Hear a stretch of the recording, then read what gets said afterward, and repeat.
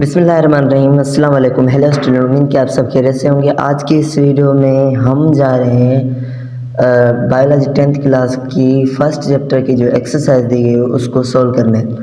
तो इस वीडियो में हम इस एक्सरसाइज को सोल्व करेंगे। सबसे पहले जो हमसे कहा जा रहा है इस सेक्शन में कि मल्टीपल चॉइस क्वेश्चन। अब मल्टीपल चॉइस क्वेश्चन यानी कि MCQs। तो MCQs में क्या होता है कि हमें एक क्वेश्चन दिया गया होता है और उसके तीन या चार दिए गए होते हैं आंसर, लेकिन यहाँ पर 4 आंसर दिए गए हैं। तो उन 4 आंसर में से हमें क्या करना होगा, एक आंसर को फाइंड आउट करना होगा जो कि बिल्कुल राइट है, बाकी के 3 आंसर जो है वो रॉन्ग है।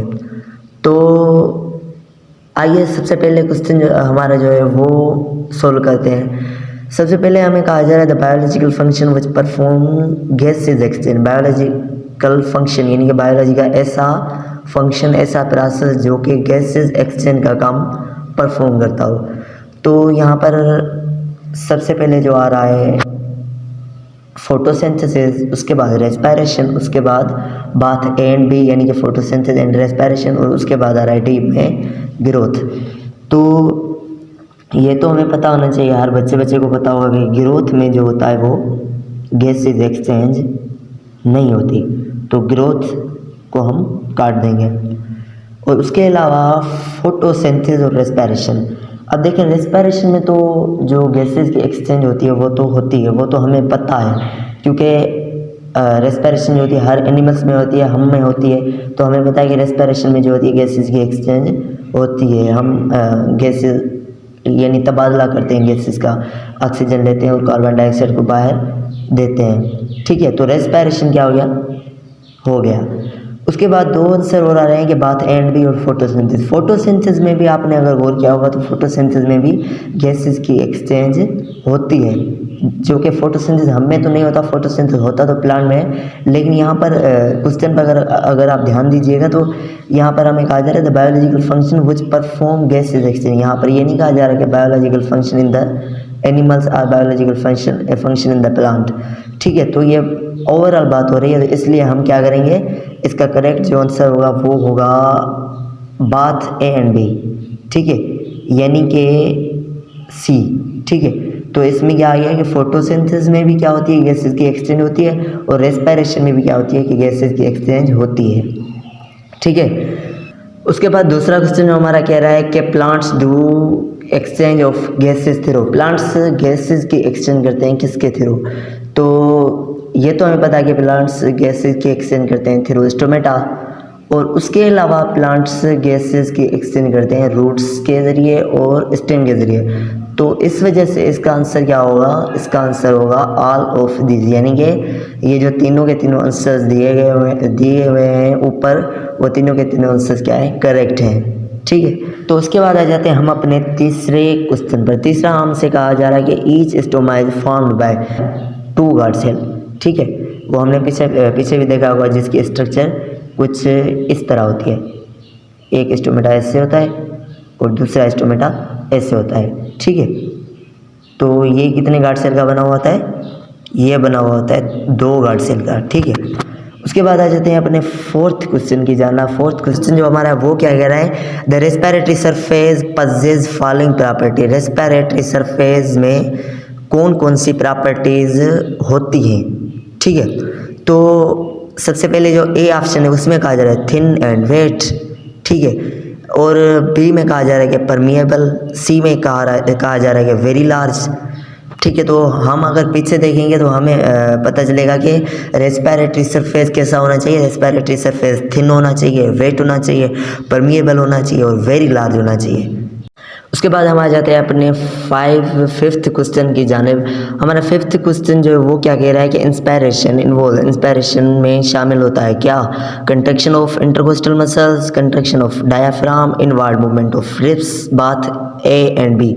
तो ये जो क्वेश्चन है इसका आंसर हासिल करने के लिए आप प्रैक्टिकल भी कर सकते हैं। ऐसा करें कि आप सांस उठा के ही देख लें कि क्या कुछ हो रहा है, उसके बाद जो आपको रिजल्ट मिले वो ही आप जो ऑप्शन है उसे करेक्ट कर दें। तो इंस्पायरेशन करें, सांस को अंदर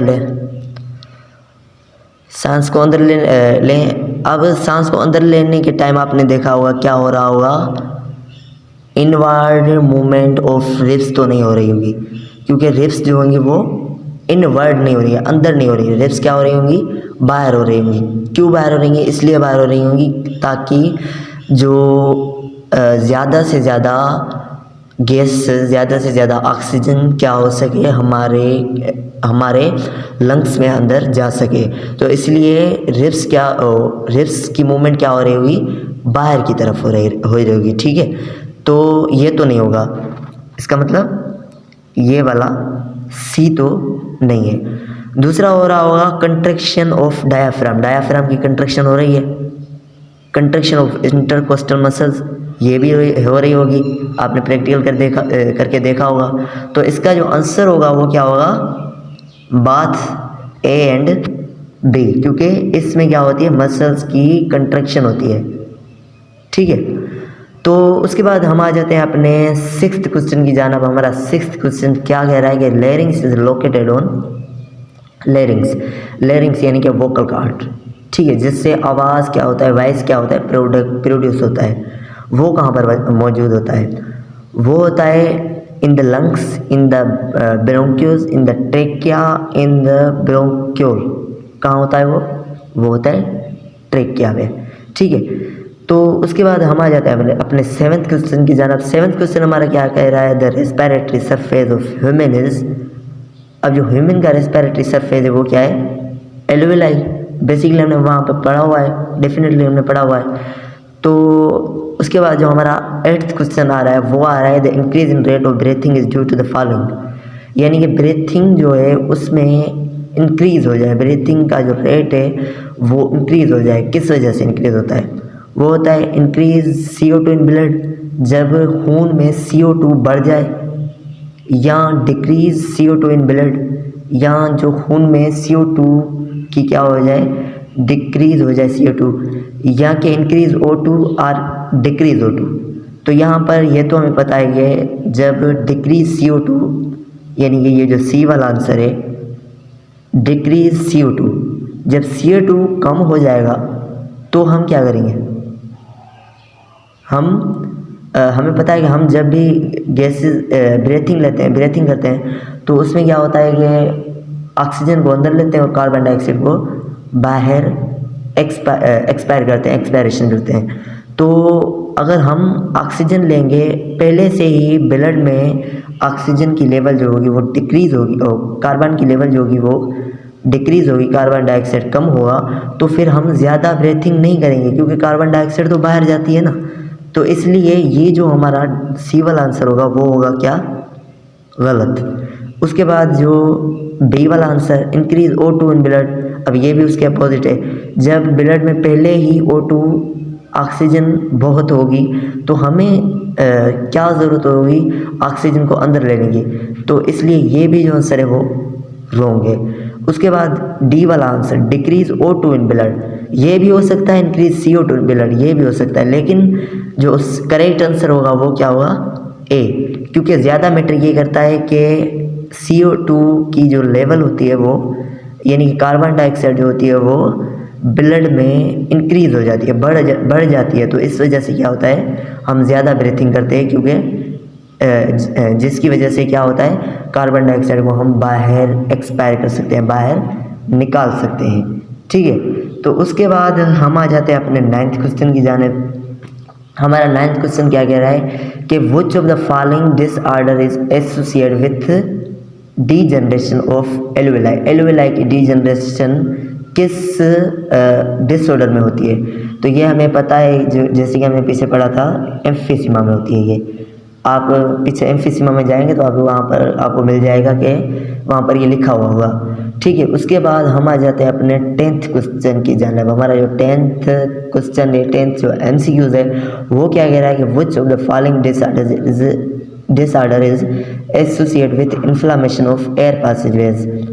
अब एयर पैसेजवेज की इन्फ्लामेशन यानी सोज, ठीक है, वो जो इन्फ्लामेशन उसमें हो जाए वो किस डिसऑर्डर में होती है, एयर पैसेजवेज में इन्फ्लामेशन किस डिसऑर्डर से एसोसिएट होती है, यानी कि किस डिसऑर्डर में एयर पैसेजवेज में इन्फ्लामेशन हो जाती है। तो वो तो हमें पता है कि ब्रोंकाइटिक्स में होती है, क्योंकि काइटिक्स की माना क्या होती है, इन्फ्लामेशन। ठीक, तो ये थी आज की वीडियो जिसमें हमने आपको बायोलॉजी क्लास 10th के फर्स्ट चैप्टर की जो एक्सरसाइज थी उसके MCQ सोल्व कराए। तो इंशाल्लाह अगली एक्सरसाइज जो होगी उसमें हम आपको शॉर्ट क्वेश्चन भी सोल्व कराएंगे। तो अगर आपको वीडियो पसंद आए तो लाइक कीजिएगा।